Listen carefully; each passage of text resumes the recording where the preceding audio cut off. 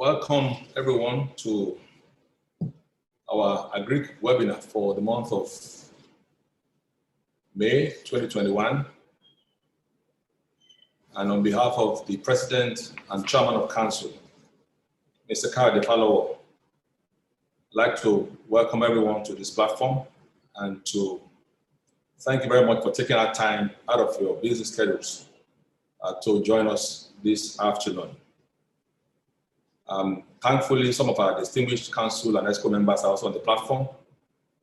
And very importantly, distinguished panelists who have come from various walks of life have also joined us this afternoon to be part of this occasion. And Shola Babur is my name. I'm the CEO of Restaurant Express Dfc. And just to give us a background as to what we are doing, agriculture remains the base of our economy, and it provides the main source of livelihood for most Nigerians. The sector faces many challenges, notably an outdated land tenure system that constrains access to land, a very low level of irrigation development, limited adoption of research findings and technologies, high cost of labor and farm inputs, very importantly, poor access to credit, inefficient fertilizer procurement and distribution, inadequate storage of produced outputs, and poor access to market have all combined to keep agricultural productivity low with high post-harvest losses and waste. Even though agriculture still remains the largest sector of the Nigerian economy, as it employs 2/3 of the entire labor force, the production hurdles have significantly stifled the performance of the sector.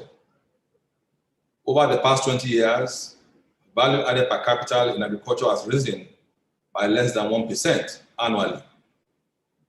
It is estimated that Nigeria has lost roughly $10 billion in annual export opportunity from groundnut to palm oil to cocoa and cotton alone, due to continuous decline in the production of those commodities. Food crop production increases have not kept pace with population growth, and this is resulting in high food imports and declining level of national food sufficiency in Nigeria. These and many more are the issues we'll be discussing at this forum this afternoon. And we have the privilege of having Sami Khan, the Director of Strategy for Food and Agriculture at the CDC Group, PLC in the United Kingdom. We also have the privilege of having Captain John Okaku, who is the MD of ABX World. We have African Farmer Mogaji, the CEO of Farm Credit NG. And we also have Ayodeji Balogun, the CEO of Afex Commodities Exchange Limited. These are the four erudite men who will be joining us in today's webinar. And I believe that you will gain substantially from their wealth of experience this afternoon. But before we proceed, I'd like us to do the needful by singing the national anthem of both Nigeria and Britain. Thank you for coming.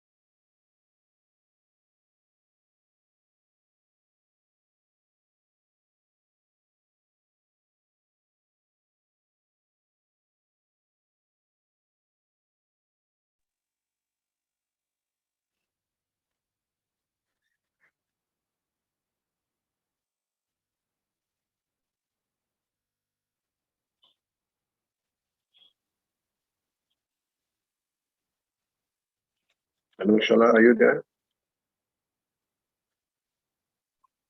Hello?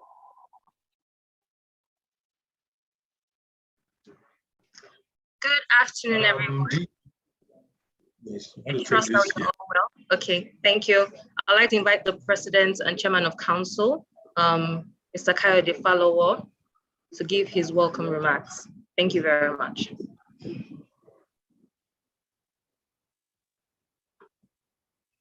Thank you very much, DG. Maybe we were supposed to have a few announcements before this, but I'm sure the DG or Shola Babori would take the announcement.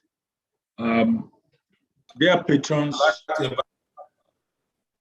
distinguished council members, members of the Nigerian-British Chamber of Commerce, ladies and gentlemen, I'm delighted to welcome you all to this webinar themed Unlocking Trade and Export Opportunities in the Agricultural Sector, which has been organized by the Agriculture and Export Committee of the Chamber.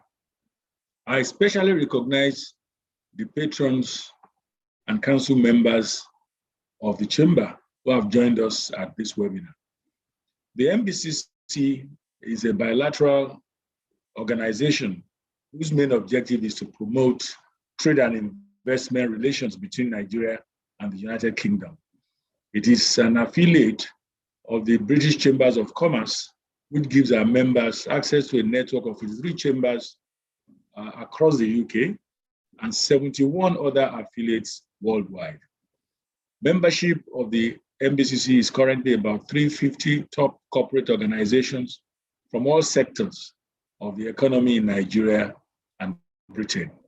May I invite all those who are yet to join the MBCC to commence by visiting our website and filling the membership form, which you'll find on the website. Upon completion of the process of admission, you will have access to the tremendous benefits associated with membership of Nigeria's foremost bilateral chamber of commerce. We believe that the discussion at today's webinar will help unlock the Nigerian agricultural sector's potential, which remains the base of the Nigerian economy, providing the main source of livelihood for most Nigerians and employing a significant proportion of our nation's workforce. The National Bureau of Statistics Q4 2020 Foreign Trade Report stated that trade in agricultural goods stood at 588.2 billion, which represented 6.45% of total trade. Of this figure, agricultural exports was valued at 55.8 billion, that is 1.75% of total exports, which is low compared to the 60.6 billion recorded in Q3 2020. Even that figure is significantly low when you consider the fact that agriculture is the mainstay of Nigeria. When you consider the kind of contribution that agriculture in a nation like Nigeria should be making to our GDP and indeed foreign exchange earning. Agricultural goods valued at 532 billion were imported compared to 503 billion in Q3 2020, which represented an increase of 5.75%. The share of agriculture in Nigeria's total export earnings remains small compared to crude oil exports, for instance. The Q1 2021 report further reveals that the sector accounted for 22.35% of overall GDP in real terms, higher than the first quarter of 2020, but lower than the fourth quarter of 2020, which stood at 21.96% and 26.9% respectively. Crop production remained the major driver of the sector, and it accounted for 71.69% of overall nominal growth. Notwithstanding the significant contribution of agriculture to our GDP, the sector faces numerous challenges, including high cost of farm inputs, poor access to credit, inadequate storage facilities, and poor access to markets. This has led to low agricultural productivity with high post-harvest losses and a lot of wastages. Meanwhile, there has been rising food imports and declining levels of national food self-sufficiency due to population growth. Clearly, ladies and gentlemen, that is not the position that we should desire to be in Nigeria, given the significant size of our arable land and the large population of Nigerians, and a lot of whom reside in the rural sector, where agriculture is actually the key driver of the local economies. This webinar is therefore timely and pivotal as Nigeria seeks to identify its economy, to diversify its economy away from oil. That is what we should be thinking about. Of course, we've said that time and times over, but it looks as if the nation is yet to get its act right in terms of achieving that diversification. The theme of this event is apt and will address salient issues in the Nigerian agricultural sector. I am confident that the discussions and solutions offered today will spur investments and collaboration that will result in an improvement in trade and export activities in the Nigerian agri sector. On behalf of the Nigerian-British Chamber of Commerce, I am delighted to introduce and welcome our top-class speakers to address the theme of today's event. We welcome you, Sami Khan, who has nearly 25 years experience in emerging markets in various capacities and is the Director of Strategy, Food and Agriculture at the CDC Group, PLC. The CDC, as many of you know, is the UK government's development finance institution with a core geographical focus on Africa and the Indian subcontinent, and with assets under management of close to $7 billion US. We welcome you, Captain John Okpaku, who is a commercial pilot and the managing director of ABX World, a cargo and agro-allied solutions company, and the first member with Nigerian identity to be approved and certified by the Global Good Agricultural Practice. Congratulations, Captain John, on that. We welcome African farmer Mogaji, who is the CEO, Farm Credit NG, and a second-generation agribusiness strategist with over 23 years of local and international experience in livestock and crop production. And he currently hosts Agribusiness NG on Lagos Talks 91.3 FM every Monday. If you have not been tuning in, please tune in and benefit from the experience of African farmer Mogaji. We also welcome Ayodeji Balogun, the CEO of FX Commodities Exchange, where he leads a team of experts leveraging technology, innovative finance, and inclusive agriculture to connect agriculture to SMEs and smallholder farmers to commodity and financial markets. Ayodeji Balogun, thank you very much for the great work you are doing on behalf of FX and indeed for our nation, because clearly the commodity exchange is one of the infrastructure that will catalyze the development in the agricultural sector. Before going ahead, or before concluding, let me especially appreciate our sponsors, Nigerian Aviation Handling Company PLC and Restaurant Express PLC. We are pleased to have Mrs. Fagbemi, the CEO, Managing Director, CEO of NACO with us today. Thank you very much, Mrs. Fagbemi, for your support all the time. Thank you very much, Restaurant Express, for your support all the time. And also, we thank our media partners for this event. I also wish to thank the Chamber's Agriculture and Export Committee for arranging this event.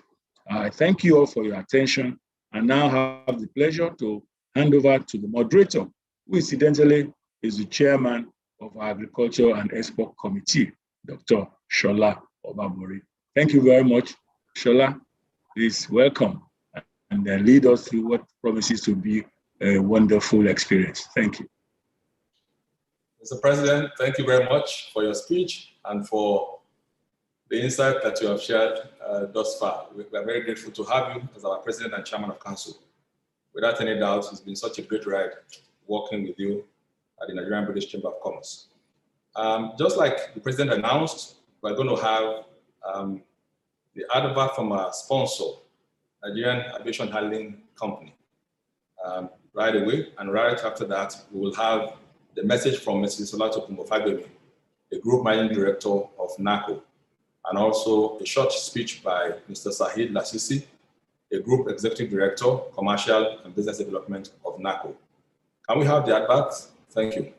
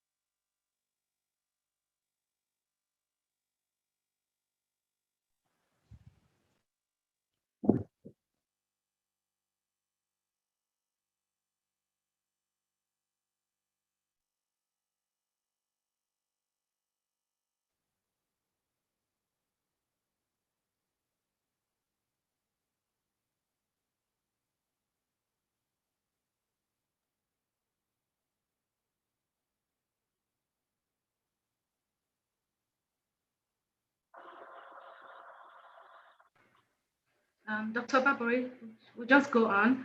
Thank you. Okay. Looks like we have some little bit of issue with the advert. I'd like to invite Mrs. Olatokunbo Fagbemi, the Group Managing Director of Nigerian Aviation Handling Company, and Mr. Sahid Lasisi, Group Executive Director, Commercial and Business Development, to come on the screen and speak to the audience. Welcome, Mrs. Fagbemi.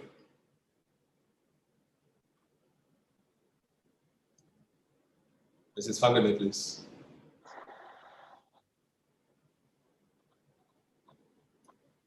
Mrs. Fagbemi, please, if you're there. Please unmute yourself, Mrs. Fagbemi. I can see that you are muted. Please unmute yourself.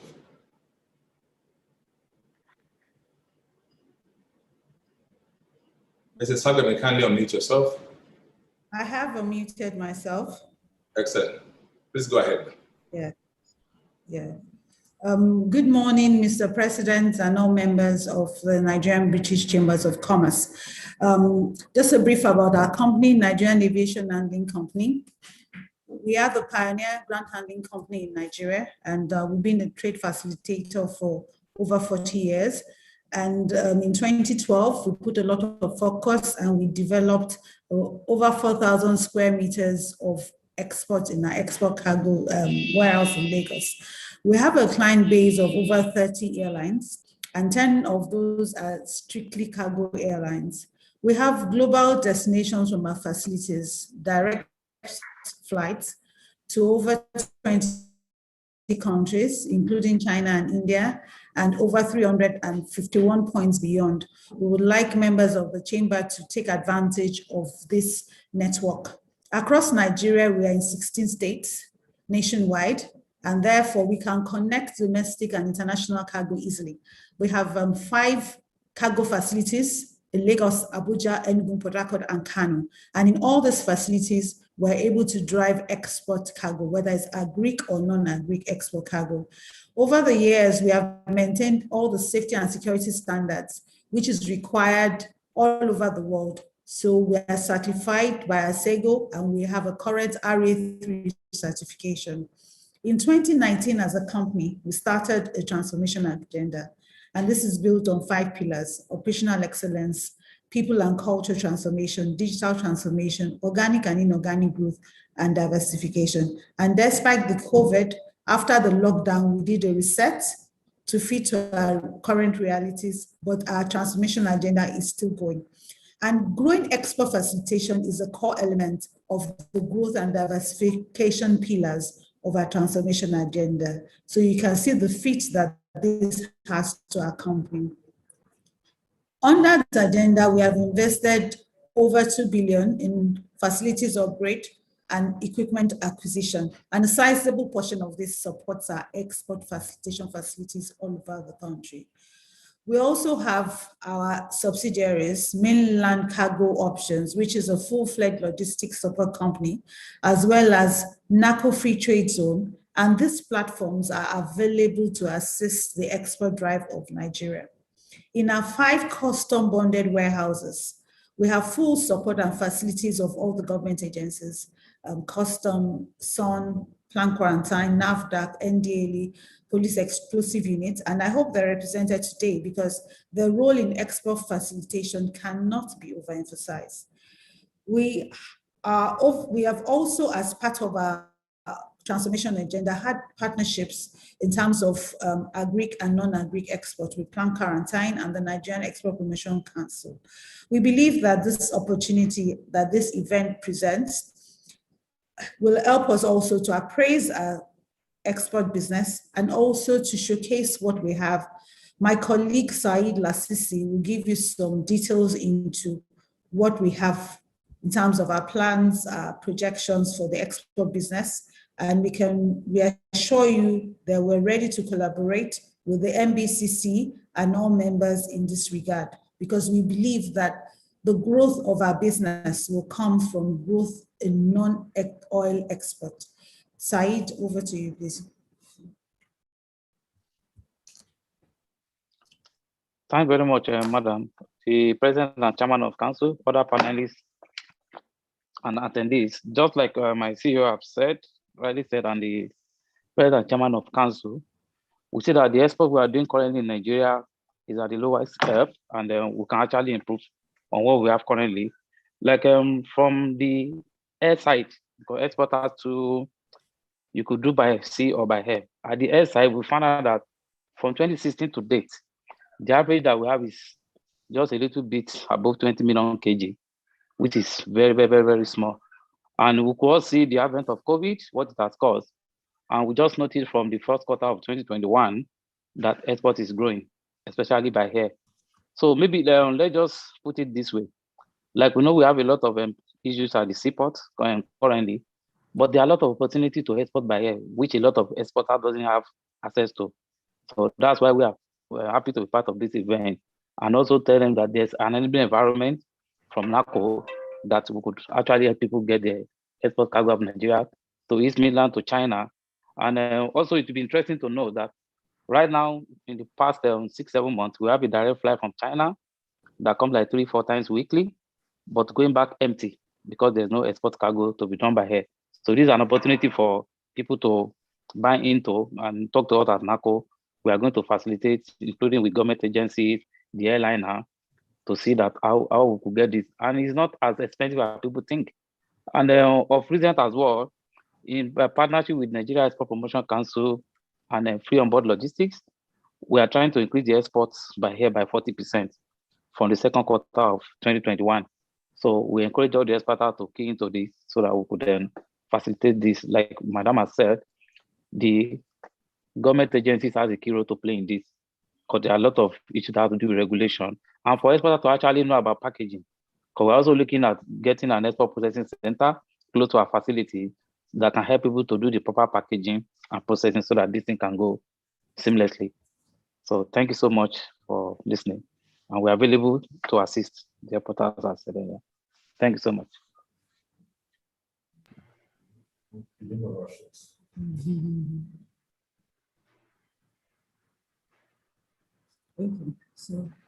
Thank you so much, Mrs. Fagbemi, and thank you, Prince Lasusi, our sponsor for today, NACO Aviance. Thank you very much. Thank you. And it gives me great pleasure now to invite Sami Khan, the Director of Strategy, Food and Agriculture at the CDC Group, PLC in the UK, to give his opening remarks. Sami, over to you. Thank you. Thank you so much. First of all, a big thank you to the Nigerian-British Chamber of Commerce for inviting us to be part of this very important event and to sit amongst a highly distinguished panel. It's indeed an honor to be here, and thank you, Mr. President Kayode Falobo and Mr. Solo Abari for your opening remarks. CDC Group, as you know, is a fully owned institution by the UK government. We have a 70-year history of investing in Africa in the food and agribusiness space and making transformational change.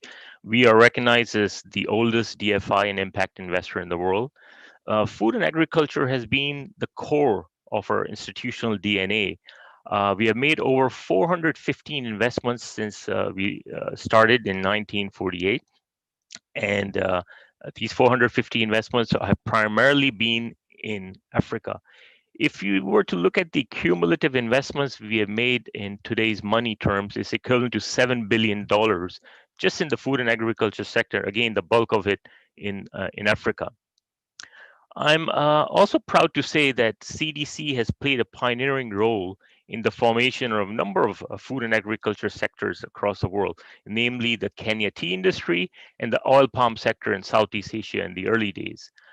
Some of our experiences and learnings have taught us that sequencing of investments is key, and that establishing a proof of concept before expansion and scale up is definitely a must, and that delivery of DI and commercial objectives in the F&A sector requires patient capital with long-term view and high risk appetite.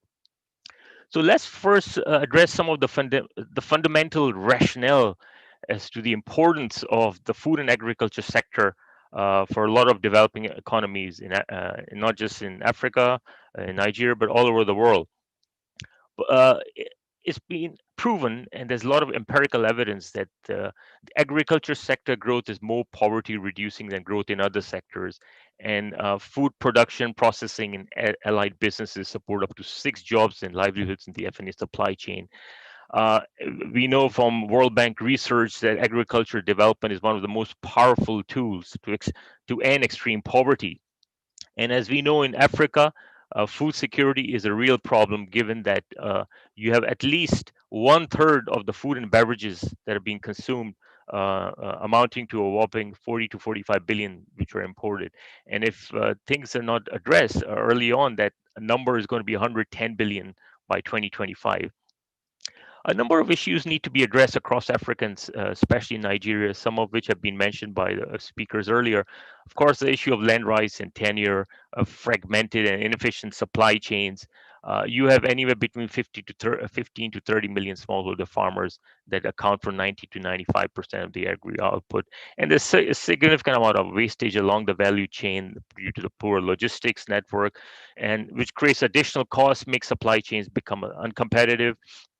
And there's also unsustainable farming practices, and I think there's a lot more work that needs to be done across the continent in terms of adapting the seeds of various crops, both staple and high-value crops, to local conditions by perhaps looking at crossbreeding of genes. That's obviously a very long-term project. There are obviously major financing gaps. If you look at in Nigeria, you only have 4.7% of the credit being lent to the food and agriculture sector, whereas on the other hand, you have more than 50 to 60% of the people being employed in the sector. As a sort of a reference, in India, the number is 13%, which is also very low because they have about 70% of the people employed in agriculture, directly or indirectly. We've talked about food agriculture, infrastructure, post-harvest losses. food safety and traceability, and of course the continuous flip-flop on numerous policies we see from time to time in a number of developing countries does not augur well. I think in the long term there needs to be sort of consistent policies put together on import issues, creating a sort of a one-stop regime for investors that allow value to be delivered on a consistent basis, perhaps setting up of agri-industrial hubs or agri-industrial parks and clusters. In the case of Nigeria, there's no denying that there's a significant amount of arable land, but only half of the available farmland is being used according to the FAO.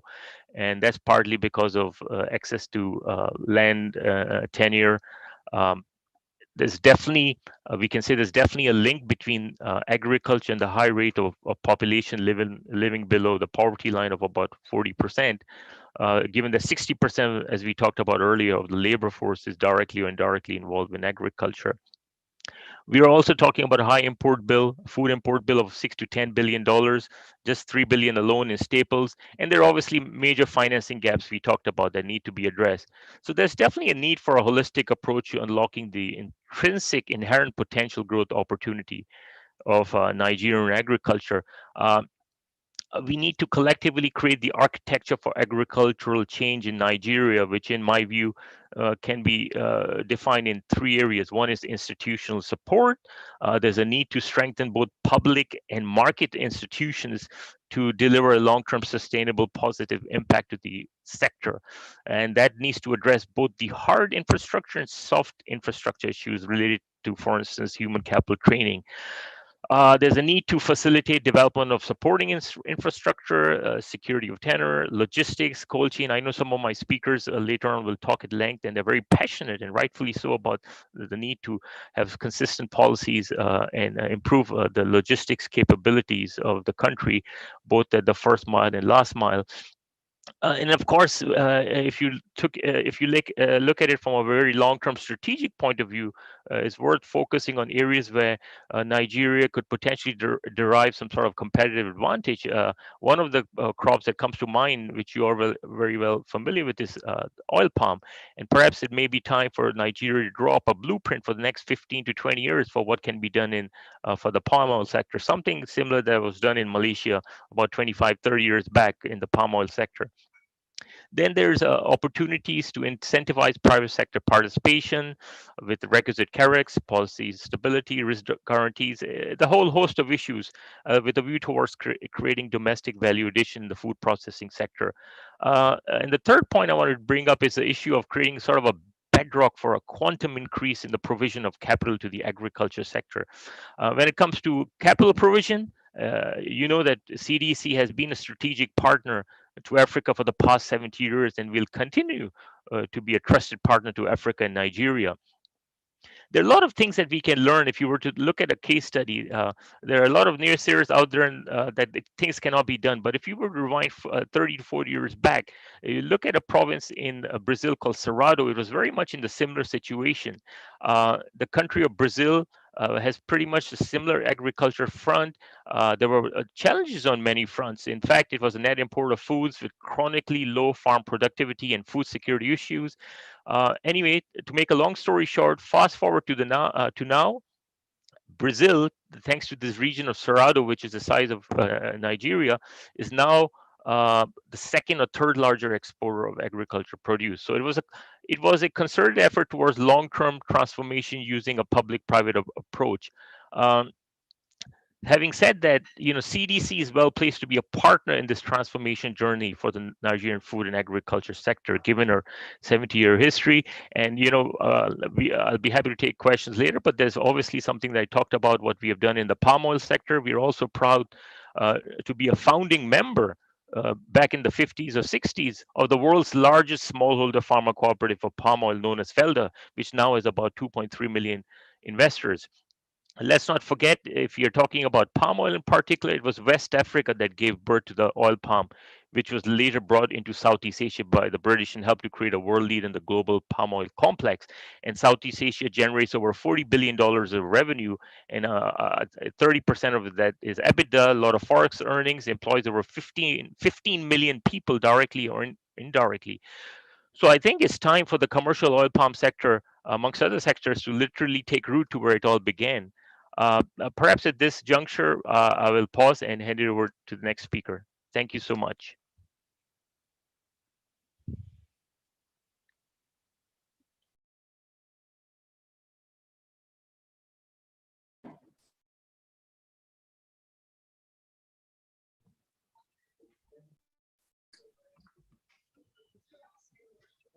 I'd like to thank Sami Khan for your presentation and for the insights you brought to this subject. Thank you very much. I'm aware that you have some other engagement and you'd like to leave sometime very soon. But before you go, if you can stay.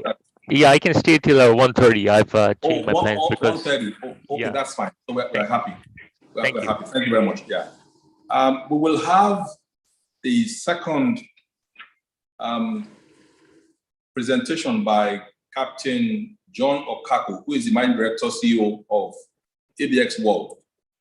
And I'm aware that he has a short presentation. So I'm sure that we'll share that with you in a moment. Let's have Mr. Captain John Okaku, to come on board and speak to us for about 7-8 minutes. Welcome, Captain John.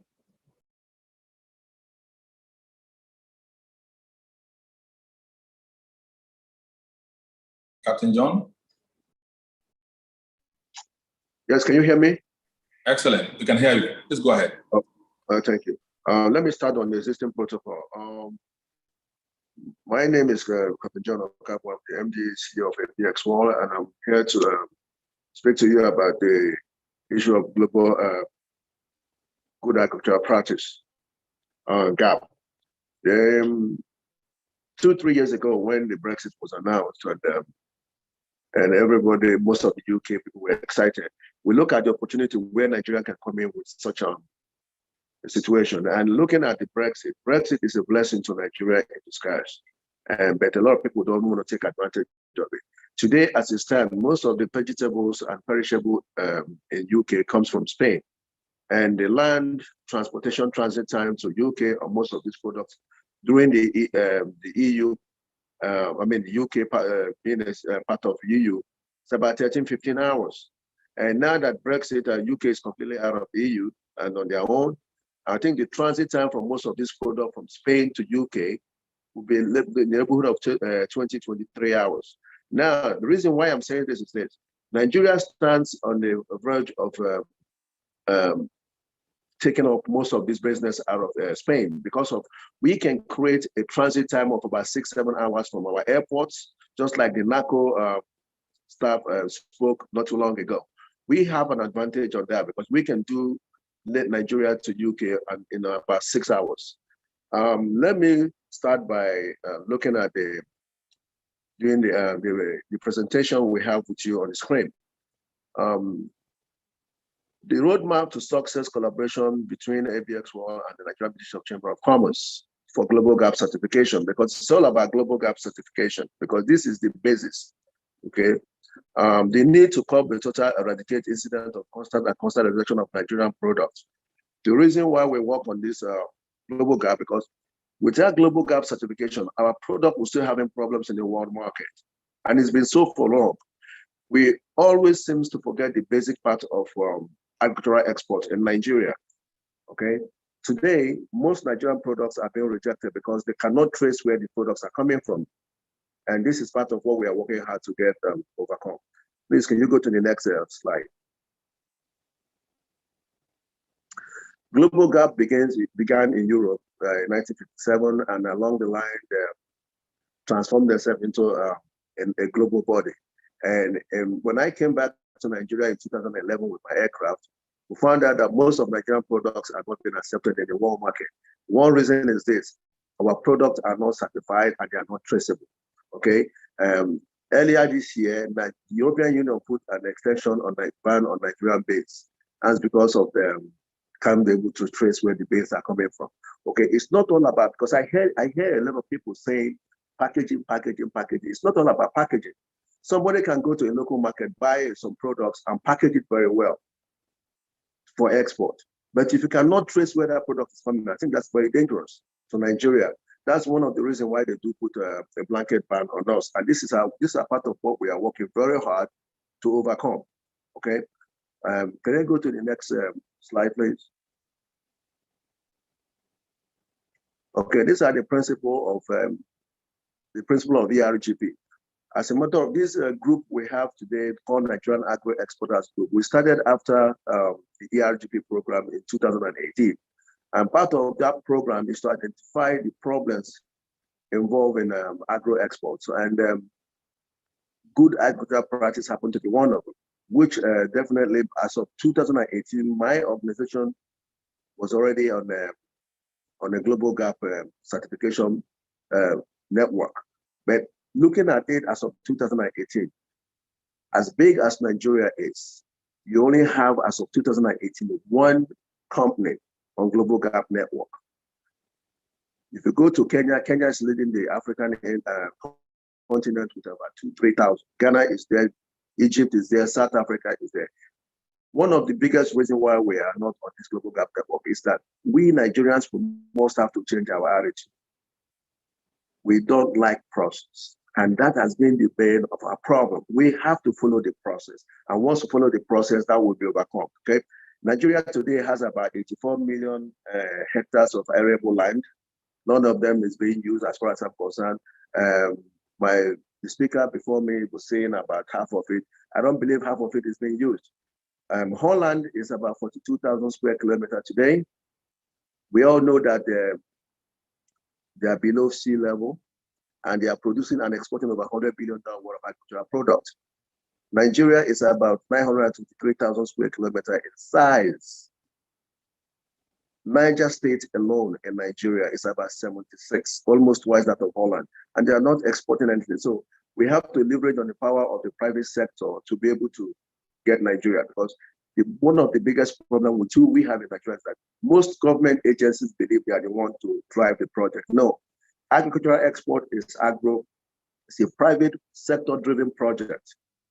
The government and the agencies, they are there to be the enablers, not to be the drivers, okay? Can I go to the next one, please? Okay, next, please. Okay, we're talking about standards. Most Nigerian products, no standards. We have no standards. Some group of people was trying to set up what they call Nigerian gap. And I told them, no, you can't set up Nigerian gap. We are not ripe for Nigerian gap yet.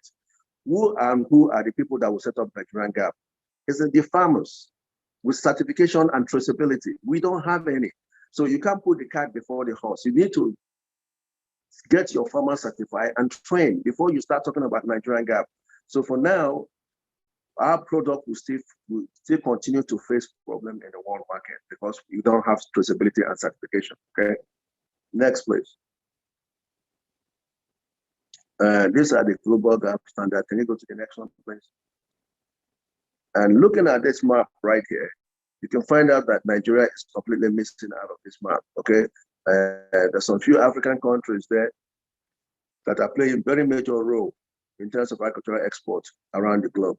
Nigeria, all we're doing today is nothing but hawking. We are not in commercial agricultural export, okay? Just like one of the NACO staff spoke, aircraft come into Nigeria and they leave empty. What is the reason? We Nigerians, we don't like process. Our food and our products and our produce and our agricultural products cannot be traced from to nowhere, okay? Can I go to the next one, please? Okay, this is a global gap at glance, and I believe there's a little bit more, certification in terms of certification process. It goes from local gap to GGN. Today in Nigeria, you have ShopRite, you have SPA, and some few organizations that are global gap company. If you go to ShopRite today and you see any Nigerian product in ShopRite, they are not supposed to be there. They were forced to be there. So if you can get yourself go through the process of training and certification of farmers, then ShopRite will have no choice than to accept your product. I have quite a few organizations in Nigeria, like tomato growers, onions, and co, telling me to work with the government to put a ban on importation of tomato and onions. And I told them, no, that cannot be possible, okay? So this is part of the process we have to go through in terms of agricultural export in Nigeria. Next, please. Okay, these are the companies, the food retailers, that once you are Global Gap certified, you have access to this market. It's very simple. If you go to Costco today or you go to Walmart and you want to supply any form of products from Nigeria, once you have your Global Gap number, they call it the GGN, you can supply. You don't need to go through any other process, okay? Because most of these organizations are already on Global Gap system. Global Gap system have set up a standard in terms of the standards and other issues, okay? Next, please. These are the challenges we are facing today. The main reason of rejection of exports in Nigeria, the non-recognition of regulatory agencies in the country by international agencies. Yes, let me put this straight. Most of the agencies we have in Nigeria are not recognized by international body. NAFDAC is not recognized, SON is not recognized, okay? The only organization today that is very visible in terms of international recognition is Nigerian Quarantine Services and Veterinary Department. Our fishery department is still out there, non-recognized. Okay, so we have to take this very serious. There are so many agencies choking up our seaports and our airports in terms of regulation. They are not supposed to be there. That is one of the reasons that Nigerian products are very, very expensive in the world market. Okay, if you export any Nigerian product to EU, any of the EU country or the US, the first documents they will ask is the phytosanitary certificates. NAFDAC or SON have no role to play here. So we have to take note of that, and it's part of what the program we're running in Nigeria today. Please, can you go to the next one?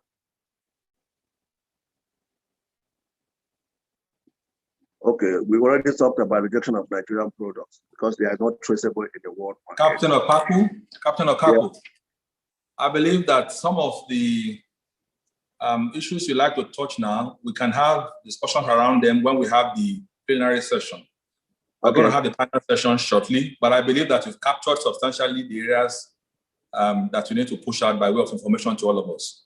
So I'd like to ask that you just pause for us a little while. When we get to the panel discussion, it will help us to drum this a little more. The reasons why these things are rejected in the marketplace and what we should do. Because most importantly for us, what should we do? What should a typical farmer listening to you now do to get global certification? Once they have it, the door is open for them to access the global market. And just give me a few minutes. Once we get to panel discussion, I'll come back to some of the questions regarding what should we do. I want to thank you very much for your very insightful presentation. I've always known you before, and I know that you are very passionate about the issue of agriculture in Nigeria, and we thank you for your time. Just give me a few more minutes. I'll be right back for the panel session. Let me also thank Mrs. Fagbemi. I didn't have opportunity of saying thank you to you just a few minutes before now. I had a bit of a glitch on my system, and you rarely can do export in Nigeria or do importation of things in Nigeria without passing through NACO.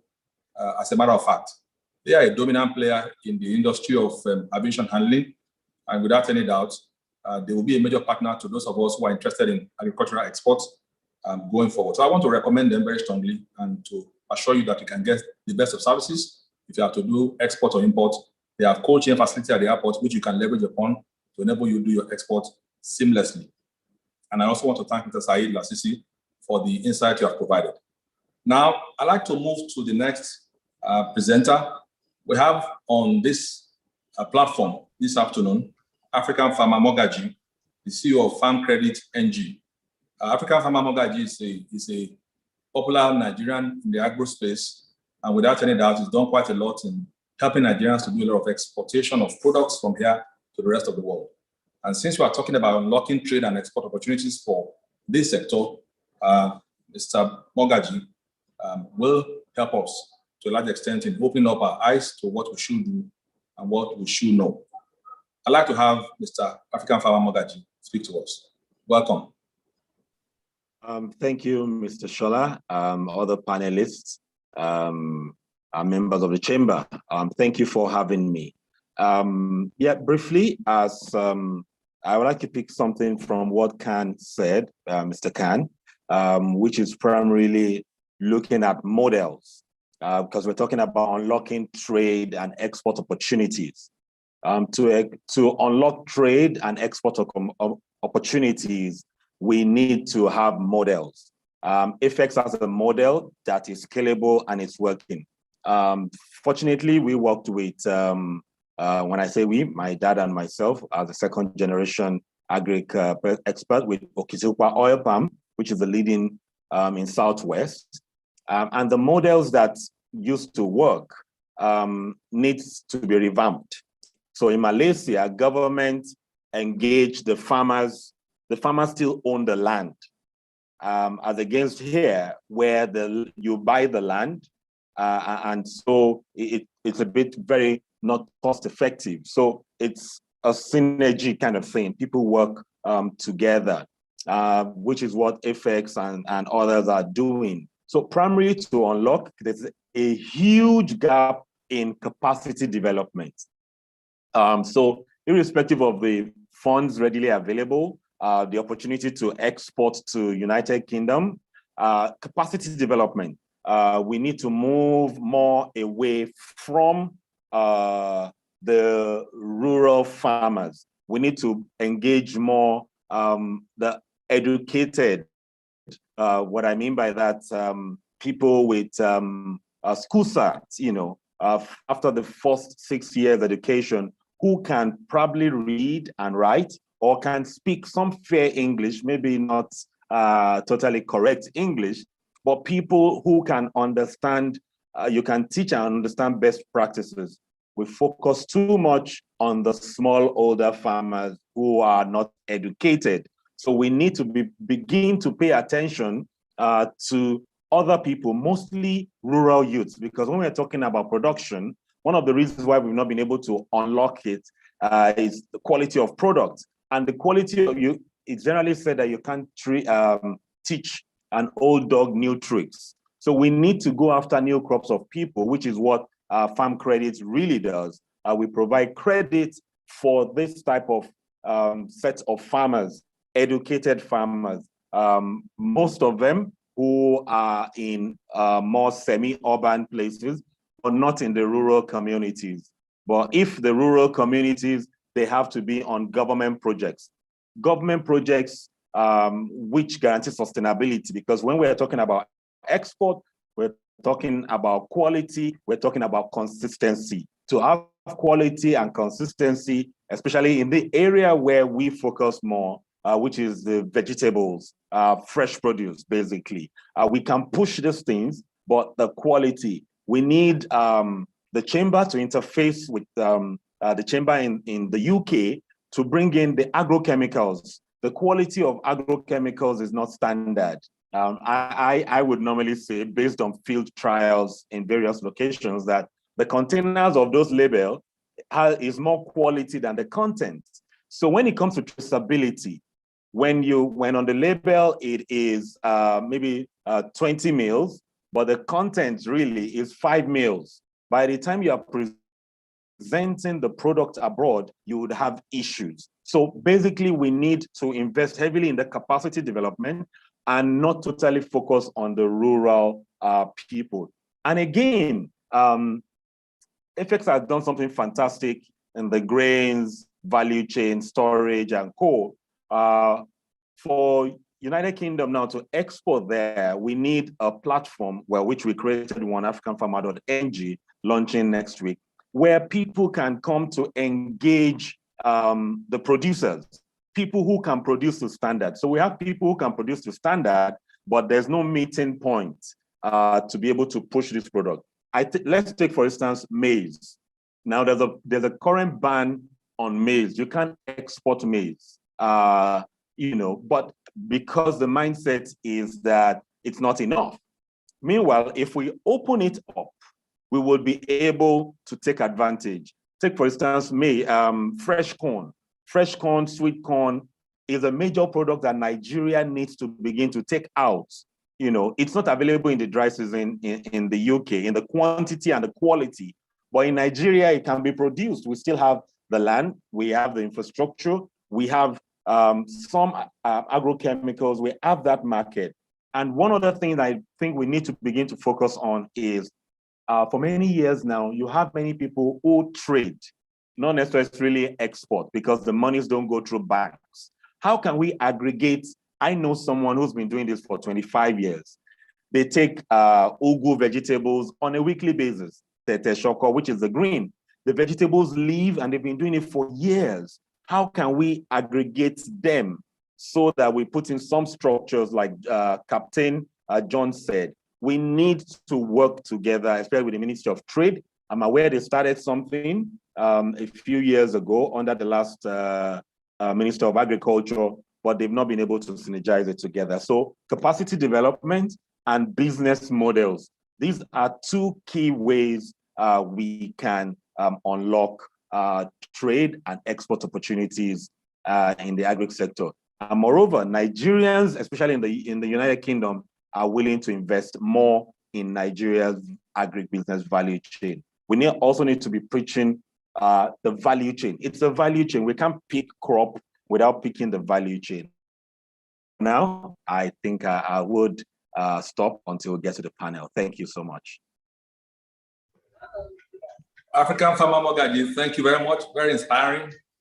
Thank you. And quite a number of the things you said. The quality of the container, some of the time is more quality than the content therein. And that's something to worry about, really. I thought the content should be better than the packaging, but people are more interested in the packaging than the content of what is there. You said something about we can't export maize out of Nigeria now, but we should be if there are incentives to drive this exportation rather than having the mindset of saying that these things are not sufficient, therefore we must keep them at home. So there is a lot of unleashing of energy that needs to happen around the exportation of products such as maize out of Nigeria. And most importantly, you spoke about the issue of capacity development and unlocking trade through the understanding of the value chain that surrounds every product line that we have to export. And honestly, I can't thank you enough for the insight you have shared. I believe that when we get to the panel session, we'll drill down a little more on some of this. Thank you, African Farmer Mogaji. Thank you. Now, I'd like to move to our last speaker, but not the least. We have Mr. Ayodeji Balogun, who is the CEO of Afex Commodity Exchange on this platform. For as many people are younger than, say, 50 or 55, you may not be able to say much about what happened at the commodity exchanges or the commodity boards we had in the past in Nigeria. You may not know much, except maybe you read them in the books. But these commodity boards worked efficiently, as we were told. And today, there is a rebirth of the commodity exchange through what Afex is doing. For our education, we'd like to know what Afex stands for, what they are doing, and how farmers in Nigeria can benefit tremendously from the efforts that Afex is putting on the table. I'd like to invite Mr. Ayodeji Balogun to speak to us in about 7 to 8 minutes. Welcome, Mr. Balogun.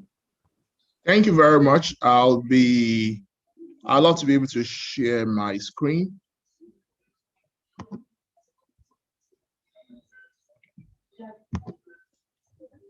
And my video is not active yet. It's a great pleasure to be here today and to be having this conversation. I think it brings back the memory, a good history that both countries do have and do share. And talking about trade at this point is really pivotal, going through what Britain and the United Kingdom is going through with Brexit, but also the agenda of AfCFTA on the African continent as well. I'd like to confirm that my screen is being seen. Yes, we can see your screen. Please go ahead.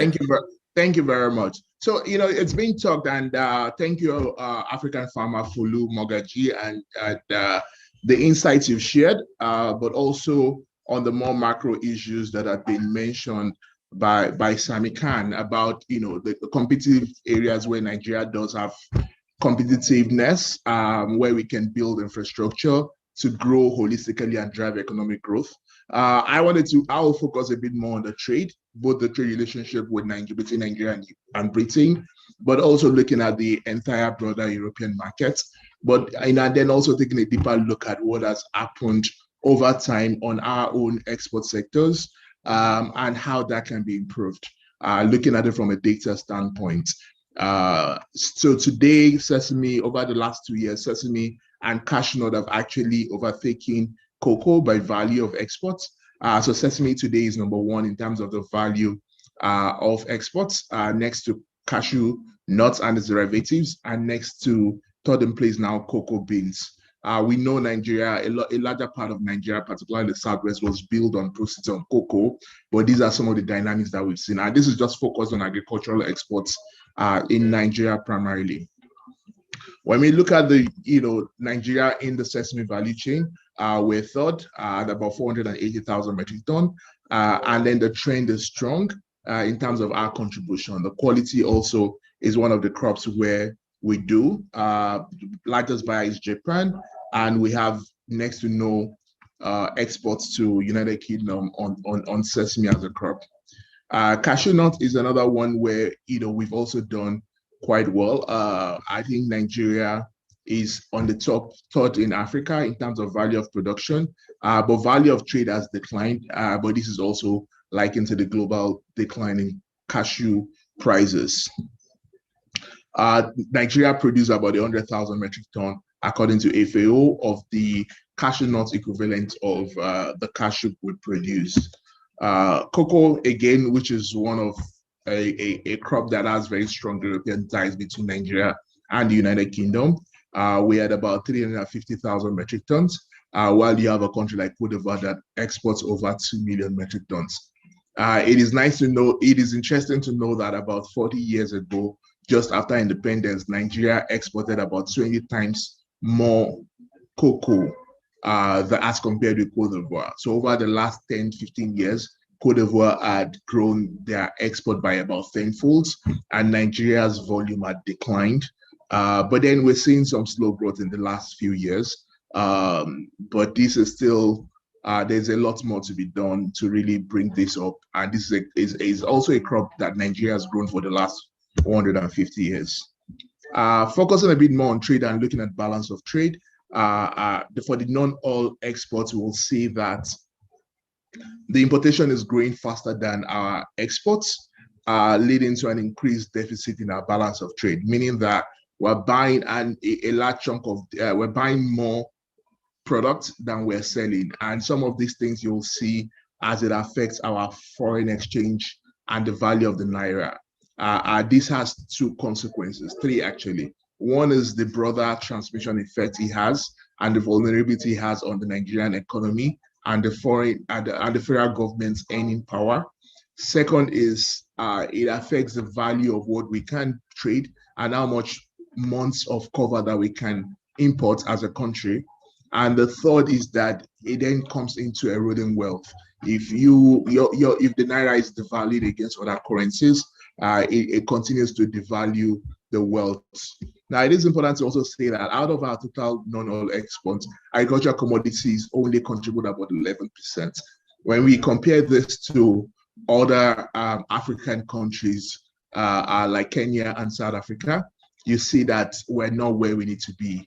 Partly is also driven by the composition of where we sit on the raw commodities, and that issues around quality, consistency of contracts, sanctity of contracts that have been mentioned in other keynote speakers. Looking at the inward trade between the United Kingdom and Nigeria, refined petroleum is by far the largest. And you see a lot of electronics engineering, mechanical components, and then very small agricultural trade in terms of the inward trade. So there's very little agricultural trade between Nigeria and the United Kingdom as of date. And these are some of the things that needs to explore. When we look at the reasons, number one, access to finance continues to be a problem.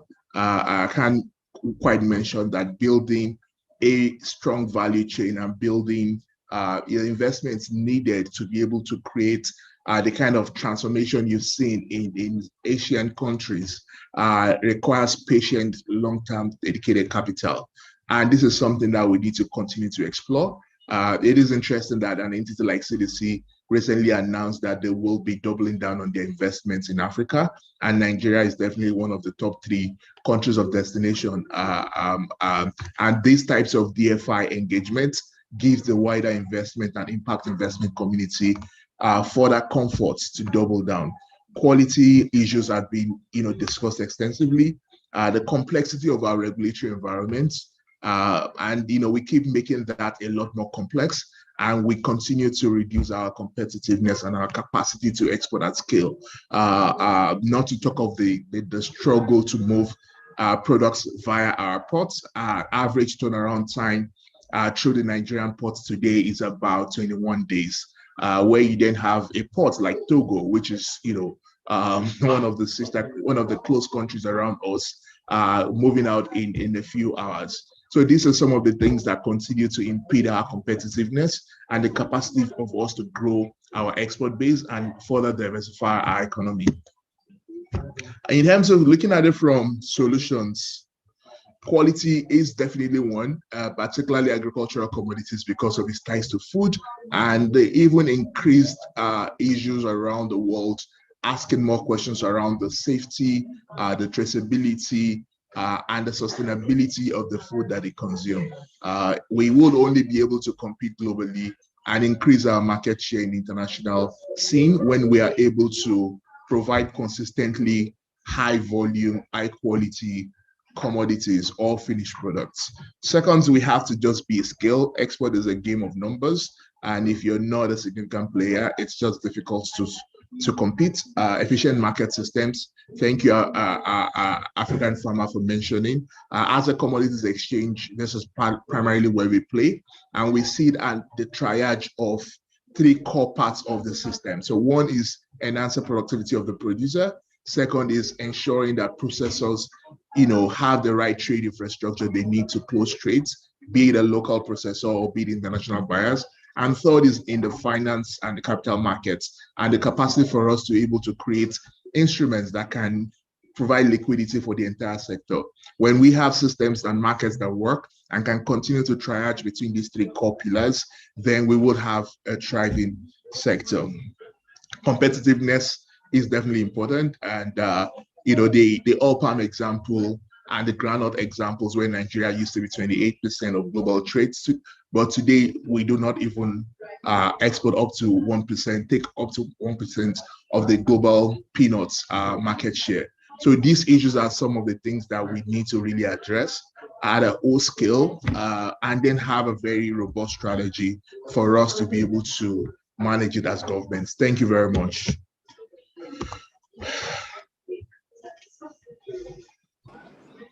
Thank you so much, Mr. Balogun, for the very detailed presentation you made in such a short time. And that's really very inspiring. And I'd like to thank you for the insight you've shared. Let me ask the other members of this panel to come on board. I know Mr. Sami Khan will be leaving shortly, so I'd like to ask him a few questions before he leaves, so that our participants can benefit from the wealth of experience that Mr. Sami Khan has brought to the table. And thankfully, Mr. Balogun also spoke about the kind of intervention CDC is bringing to the table for Africa. And I think that's very important. And okay, welcome. Mr. Sami Khan, can I have other panelists as well? If you can help me to bring everybody on board. Top of this for me, for Mr. Khan, what kind of instruments and partnership can Nigeria leverage to improve investment in the agri sector? What kind of instruments and partnerships? Because if you have a lot of money that will be spent in Africa, what kind of instruments, what kind of partnerships can we put together as Nigerians to leverage on the kind of investments you are bringing to the table? That's very important for me, because if we are talking about the big players, we are talking about Dangote farms, we are talking about Costaris farms, we are talking about Boa farms. They know what to do, and they are able to leverage their own competencies and clout to access money from the DFIs. But for a regular player in the marketplace, or a medium-sized player, what can such people benefit from the CDC? That would be my question for Mr. Khan. Thank you, Mr. Sola. Appreciate it. So there are a number of things, as you know, Mr. Balogun mentioned earlier that yes, CDC will be making has made a very strong commitment to invest in the African subcontinent of $1 billion on an annual basis henceforth. In terms of the opportunities for SMEs and smallholders to work with us. Our strategic thrust for the next 5-7 years in the food and agriculture space is going to be hinged on a few key investment strategies that address the development of an inclusive, productive, and integrated, vibrant F&E sector. And through this, hope to be able to share with you how we could get the smaller players involved. So one is the speakers have talked about earlier, fundamental to investments we make in food and agriculture is about building scale and enhancing productivity F&E businesses. So we like to support the development of integrated and inclusive F&A value chains. So ideally, investing in companies which have upstream smallholder components, because we have a twin mandate like the other DFIs. It's not just about having a commercial hurdle, but also meeting certain development impact goals in terms of livelihoods, job creation, addressing climate change, addressing productivity, gender issues, so on and so forth. We also look to leverage technology innovation for systemic transformation.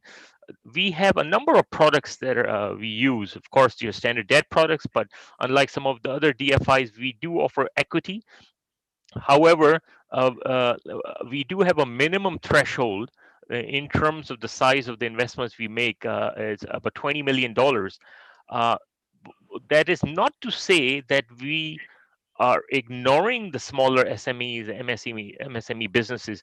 By virtue of being involved in the value chain and being a active equity investor and hand-holding and looking towards long-term sustained value creation. And don't forget, we're talking about patient capital here. We are willing to stay invested in a company for up to 10 to 12 years. During this period, we will drive these companies towards addressing the issues related to ESG. How do we get SME or MSME smallholders involved in the value chain? So it's a journey that we have to take, but this journey has a starting point. And of course, from a much more macro perspective, what we also believe, and is mentioned by Mr. Balogun and Mr. Mujaji earlier and the captain, is we need to, for Nigeria as a country, it's very important to focus on a very selective few agricultural integrated value chains where there can be comparative advantage derived. What I mean to say is that, and these points have been touched on earlier, we need to be able to make sure we have vertical integration or integrated value chain to drive the scale and efficiency. And CDC would want to play a critical role in driving that. We need to make sure we deliver comparative advantage, or to develop a competitive advantage in a specific field of the business model by addressing both commercial and agronomic risk. If this works, it's a win-win for everybody in all of the stakeholders in the value chain, including the small players, the smallholder farmers. We need to work towards creating a sort of a cluster ecosystem. The net benefit we are trying to achieve is deriving a whole that is greater than the sum of its parts.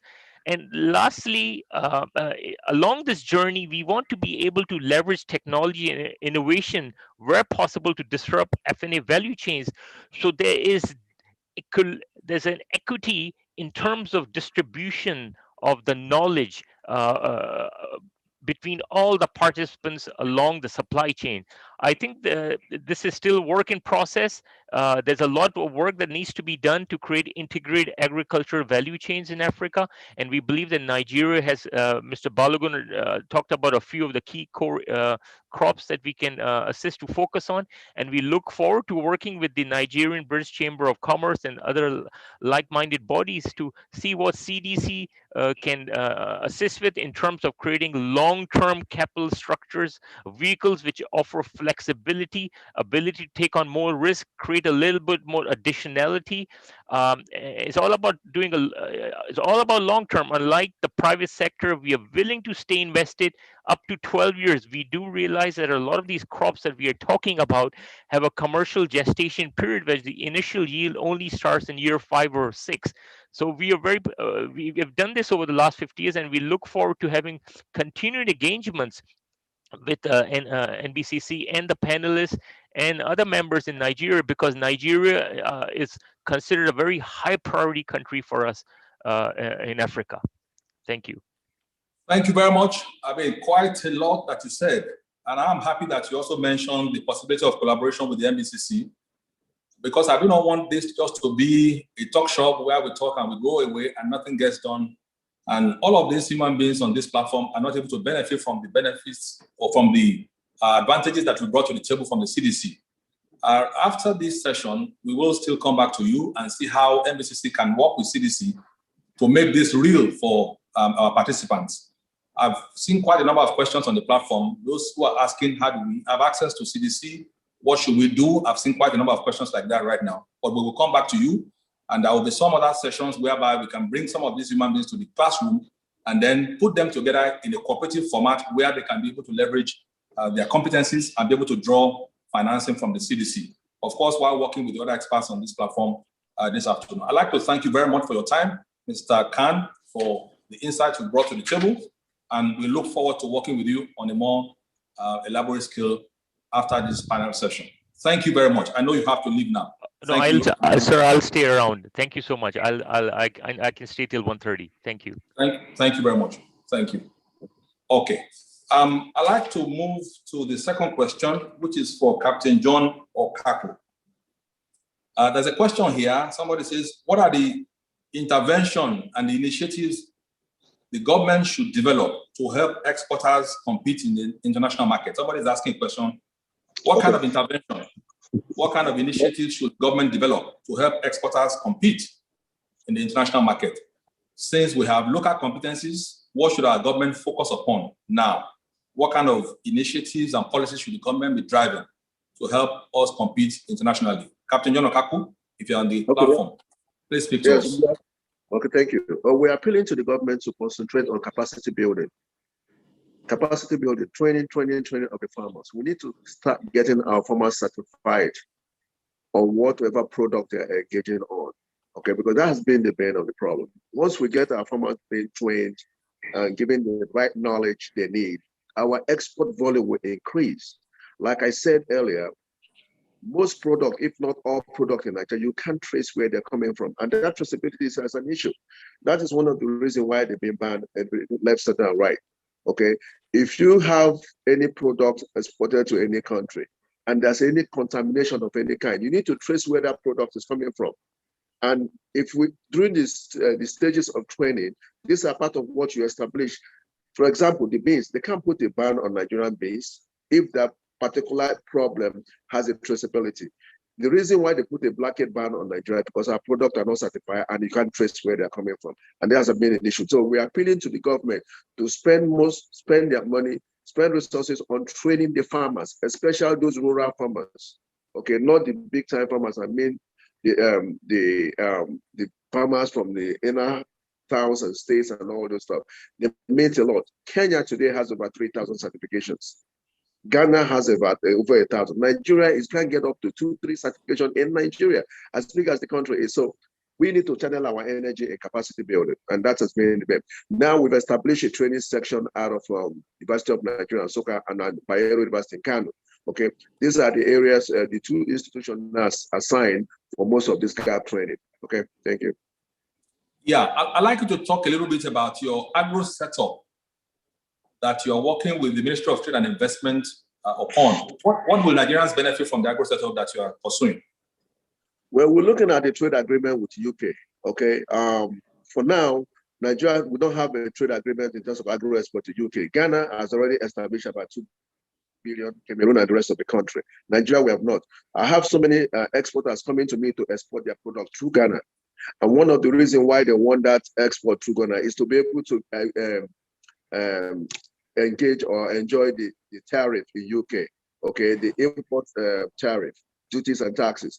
If you export those products straight from Nigeria, you pay almost 15–16% more in terms of fees and taxes. So Nigerian government need to put that trade agreement in place. Unfortunately, we started this trade agreement before Ghana and Cameroon. We started about 2–3 years ago.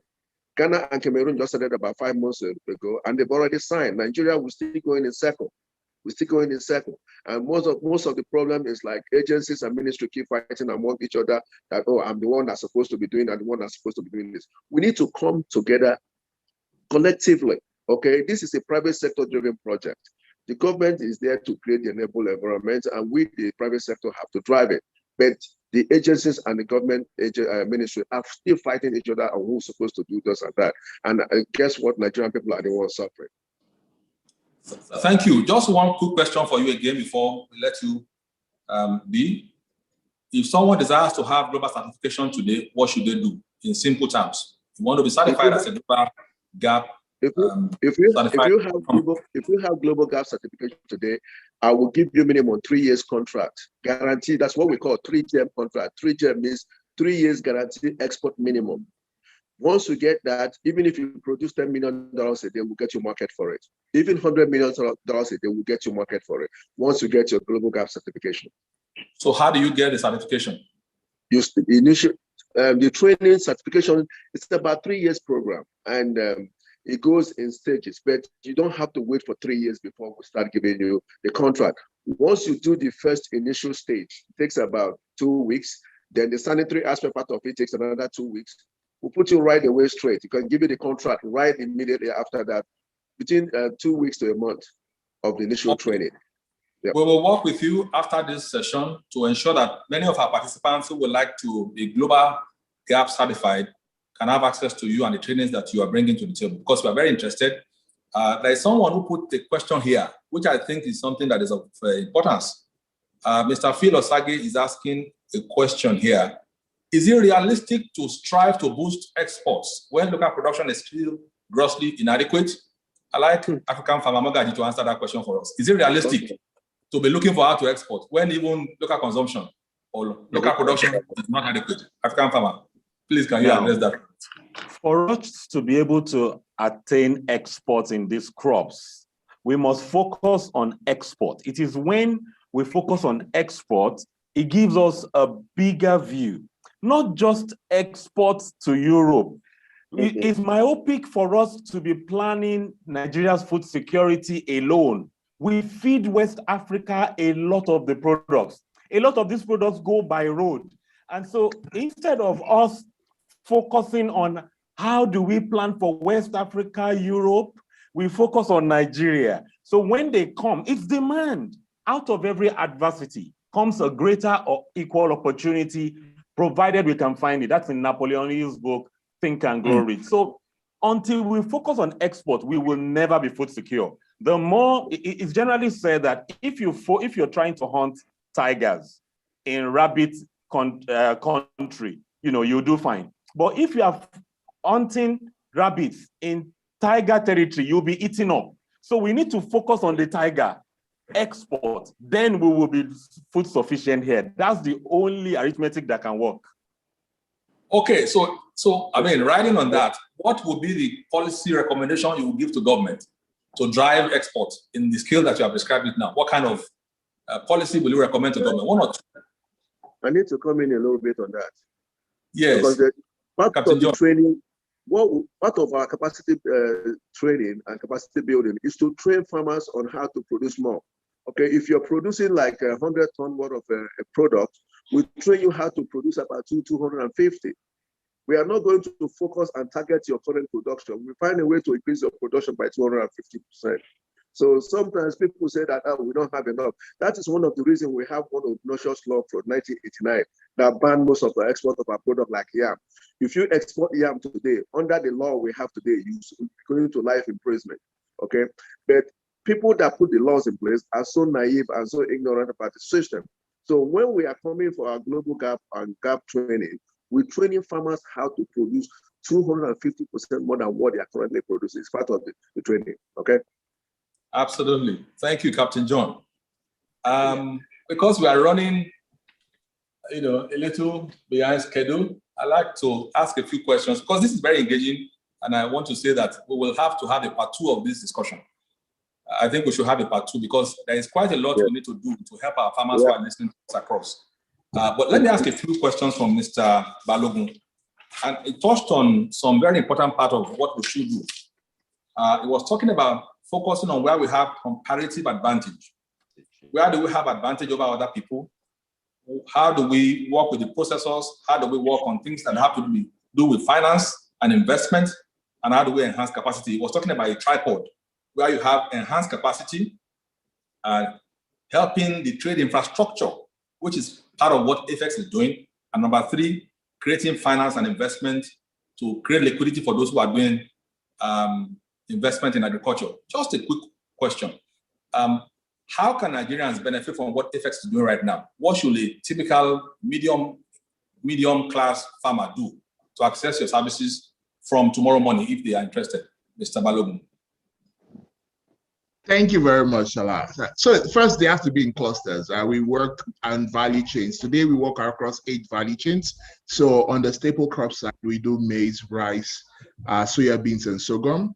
On the export crop side, we do cocoa, cashew, sesame, and ginger. So if it's any of those 8 value chains first. Second, they have to be in clusters, clusters around some of the locations. We operate across 18 states in Nigeria today, and we work with over 200 farmers. Once those 2 things are there, then we're able to engage. You could send us an email at contact@afexnigeria.com, and we'll be able to take it further.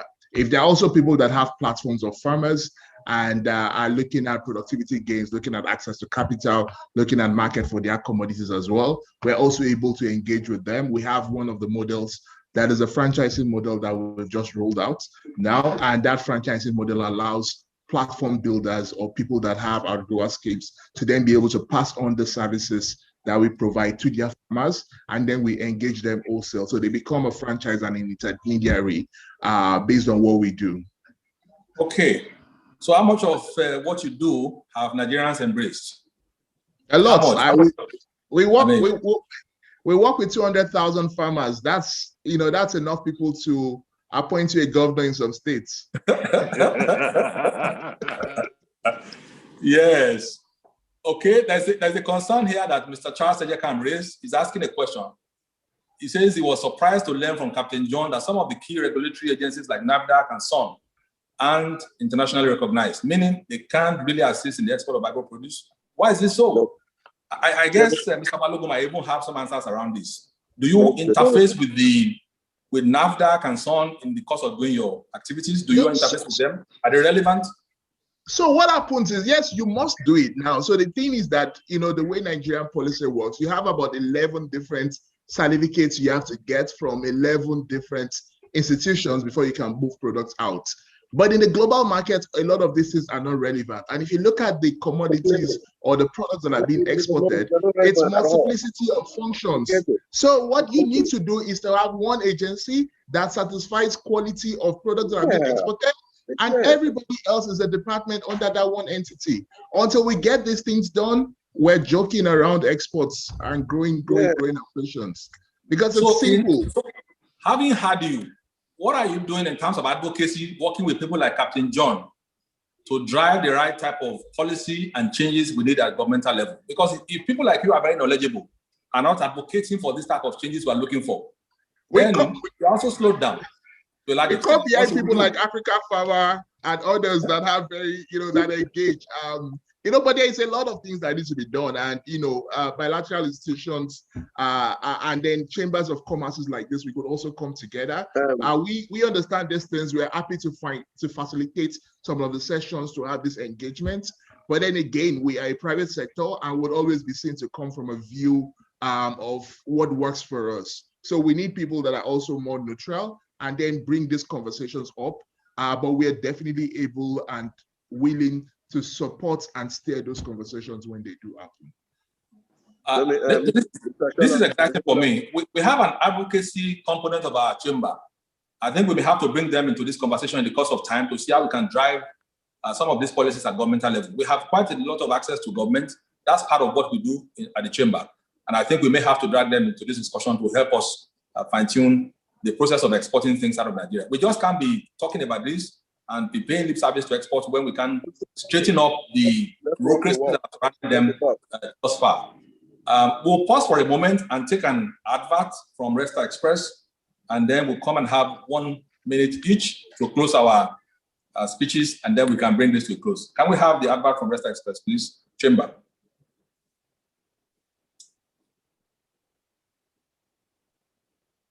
The advert, please.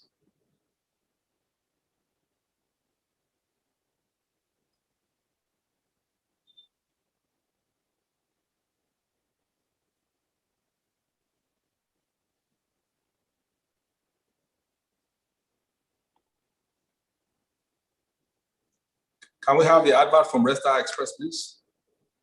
Yes, they're loading it up. Thank you. The Red Star Advantage. Logistics is key for many businesses all over the world. The last few years, the number of specialist companies in the logistics industry has risen to 250 in Nigeria alone. So why should you choose Red Star Express PLC? Red Star Express PLC offers a wide range of services from domestic and international deliveries to freight services, outsourcing services, e-commerce solutions, printing and packaging, e-archiving, as well as agro-logistics and trade. We deliver to over 1,500 communities in Nigeria and over 200 countries worldwide. We have offices all over Nigeria with international offices in Niger Republic, Burkina Faso, and the Benin Republic. We offer visibility for all packages on the move, so you know the status of your packages while they are being delivered. Red Star Express PLC is quoted on the Nigerian Stock Exchange and has been so since 2007. Looking for the perfect logistics partner for your business? Look no further than Red Star Express PLC. Red Star Express PLC, beyond expectations.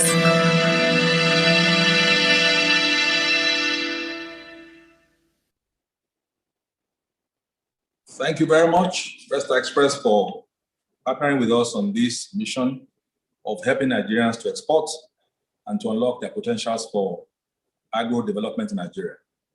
The panelists will have 1 minute each just to speak around their giveaways for the last 1 or 2 minutes.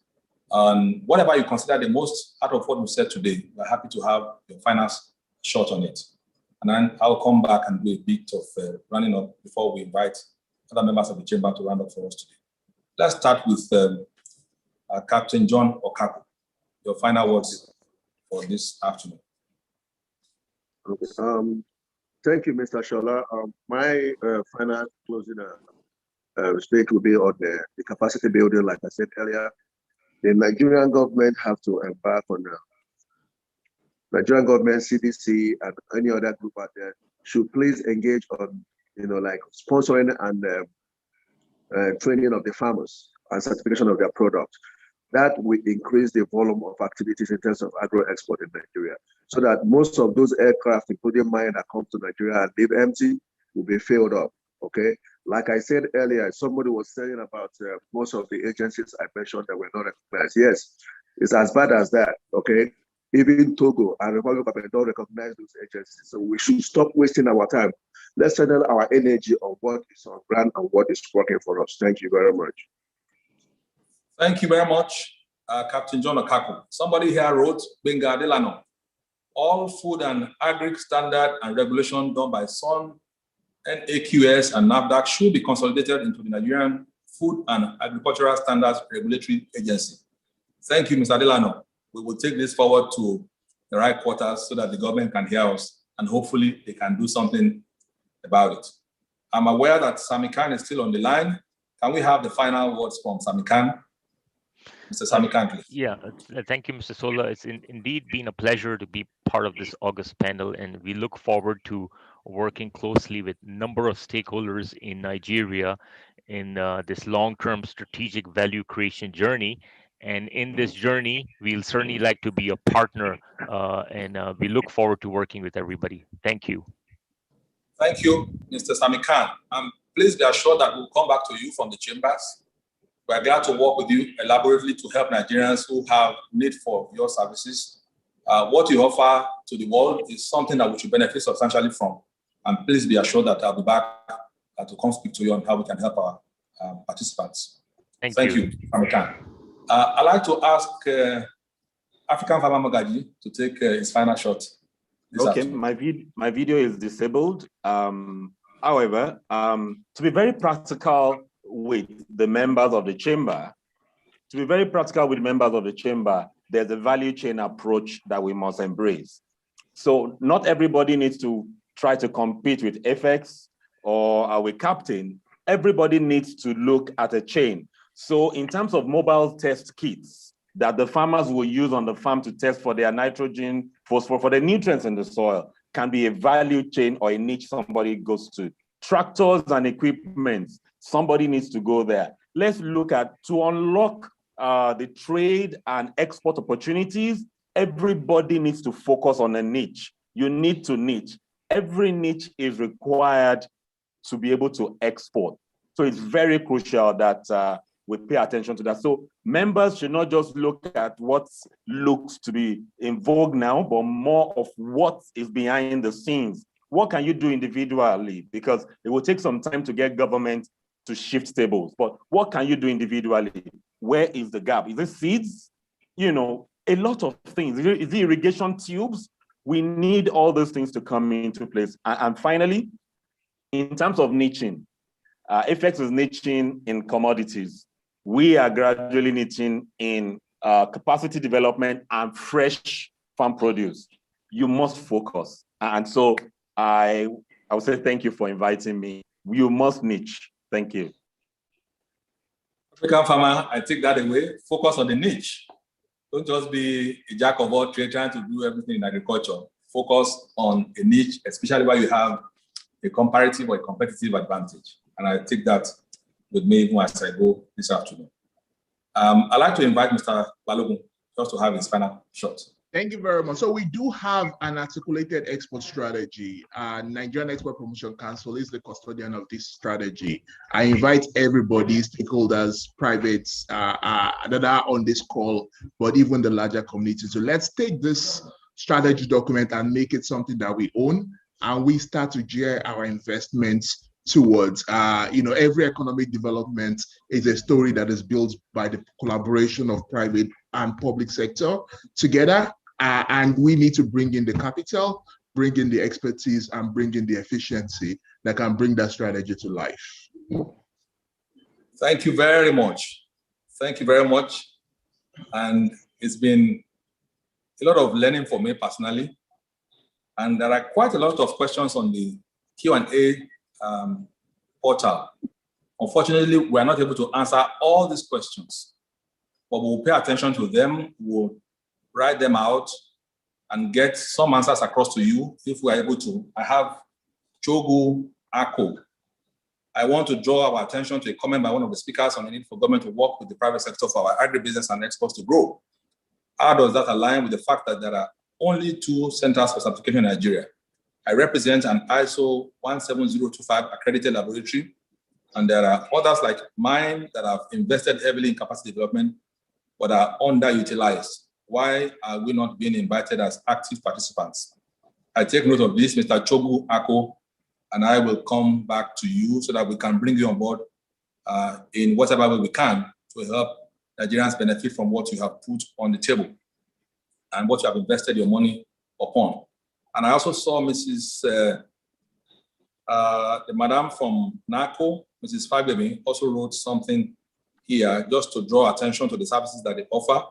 You rarely can do export out of Nigeria without talking to NACO. NACO is a big player in that space. You have to go through their facility before you can export to the rest of the world. So I recommend that you have interactions with these companies. After this session, we have almost the email addresses of everyone who is on this platform this afternoon, and we'll try and get back to you one way or the other. Mrs. Fagbemi wrote, our company is Nigerian Aviation Handling Company, NACO. We process the cargo for export for the airlines. We represent over 30 airlines. Most of the cargo aircrafts go out empty or close to empty. We can assist and link exporters to airlines. We also can have export help desk in our export warehouse that provides information on processes. That is the message from Mrs. Fagbemi. One fellow was a bit angry and he wrote something about what happened at the NACO shared some time ago about some custom people harassing him for money. And he has asked the question, what is NACO doing differently to stop some of this misbehavior? Those are part of the challenges we have as a country. And of course, we will continue to try. All of us have to fight corruption together at the ports and at the airports just to ensure that we can be competitive in the marketplace. When the cost of doing business in Nigeria is so high, that makes you less competitive in the global arena. My final word this afternoon will be that I want to thank all of you for your participation and for the insights that you have shared. Honestly, we are not able to fully do justice to this subject, and I think we may have to have a part 2 of it. And I want to thank all our participants, Mr. Sami Khan, for the insights you've shared, Captain John Okako, African Farmer Mogaji, Ayodeji Balogun, and the President and Chairman of Council, Mr. Cashew Nut, for the privilege and the opportunity you've given to me to chair the Agro and Export Group of the NBCC. And we'll be back again. Let me ask President, if he's still on the line, to come say a few words before we close. Thank you, and God bless you. Thank you very much, Dr. Baburi. Thank you, everyone, for all that you have done. I guess at this point in time, the Deputy President, Mrs. Adeyemi, are you ready? Mrs. Adeyemi. Thank you very much, President. But just before I give the vote of thanks, I think we have a message. We must listen to that advert from NACO. From NACO, yes, indeed. Correct. Thank you very much. Thank you very much.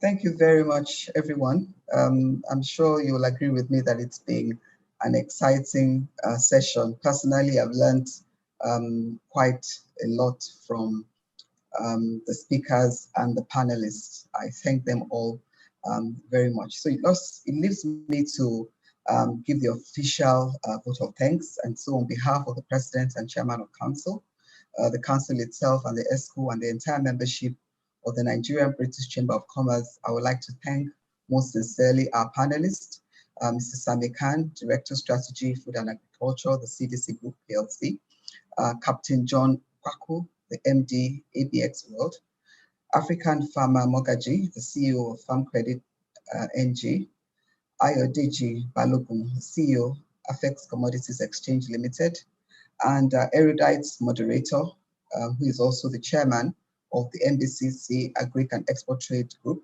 Dr. Shola Obabori, who incidentally also represents one of our sponsors today, Restaurant Express, and NACO Avians. Thank you so much for your sponsorship. Thank you for your generosity.